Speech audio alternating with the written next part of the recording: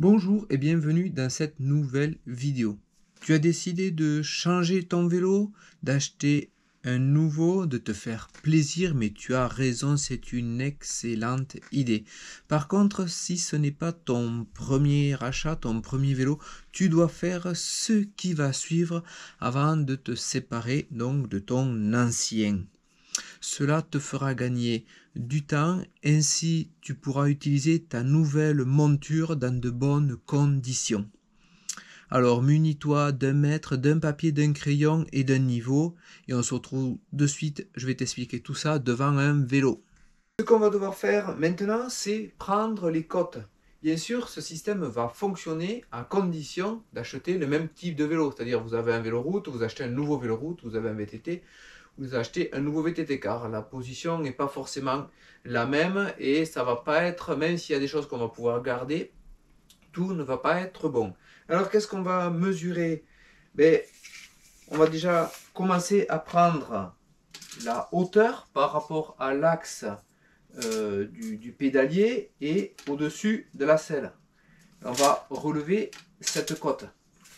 Bien sûr, selon les formes de selle, certaines sont plus ou moins incurvées. Donc ça va être, il faut voir si jamais quand on s'assoit dessus, elle se creuse un petit peu, ça va pouvoir se jouer. Mais ça, après, ça va être en roulant qu'on va pouvoir ajuster. Deuxième longueur, ça va être la position de la selle par rapport à ici, à l'axe de la fourche. Au milieu donc de la potence, on va prendre. Alors, on peut mesurer ici cette longueur. Mais c'est pareil, des selles, il en existe de différentes longueurs. Donc si elle est courte ou si elle est longue, et si sur le nouveau vélo, c'est pas forcément la même, ça va être un peu plus compliqué. Alors moi, j'ai pour habitude, ici, souvent il y a des graduations sur le rail de la selle. Moi, je vais essayer de trouver à peu près le milieu de la graduation, ou sinon, je le mesure et je cherche le milieu dessous du rail. Et je vais prendre enfin ici, jusqu'ici, à l'axe de la fourche. Je vais relever cette cote. Ce qui peut changer aussi, ça va être la potence, la longueur. Donc on va relever la longueur de la potence et aussi l'angle d'inclinaison.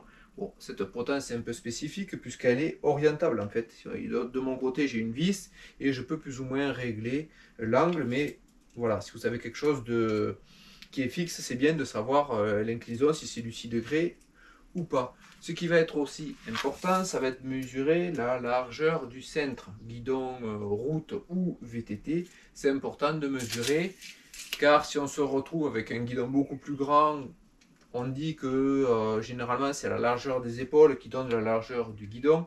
Après en VTT, c'est vrai que si on a un guidon très large, ça permet de mieux diriger, on va dire, quand c'est gras et tout ça, c'est-à-dire c'est moins réactif, mais je trouve qu'on a une meilleure stabilité. Mais bon, après ça, c'est chacun. Je rajouterai quelque chose au niveau de la selle, ça va être son inclinaison. Normalement, on a pour habitude, la plupart du temps, de mettre son vélo sur un sol à peu près de niveau et ici de venir poser un niveau tout simplement. Si vous n'avez pas de niveau, il existe des applications gratuites pour smartphone qui feront tout à fait le job. Vous posez votre niveau ici et vous allez pouvoir régler, incliner comme vous voulez votre selle et essayer de récupérer à peu près la position de votre selle, même si une fois de plus pour la selle, certaines n'ont pas forcément les mêmes formes ou sont creusées, tout ça, donc peut-être il va falloir ajuster. C'est là qu'au niveau des premières sorties, il va falloir essayer de faire un réglage optimum par rapport aux anciennes côtes. Et une fois qu'on va rouler, après quelques sorties, on va ajuster. Si jamais il y a des premières douleurs qui apparaissent, c'est peut-être que là, à ce moment-là, qu'il va falloir avancer ou reculer un peu sa selle, ou jouer, comme je disais tout à l'heure, un petit peu sur la hauteur. Une dernière chose qui peut varier, ça va être la longueur des manivelles, même si c'est 170, 172 ou 175. Ça ne se voit pas grand chose, mais c'est un détail et qui peut des fois faire apparaître des douleurs. J'espère que cette vidéo vous a plu et je vous dis à bientôt pour de nouvelles vidéos. Bye bye!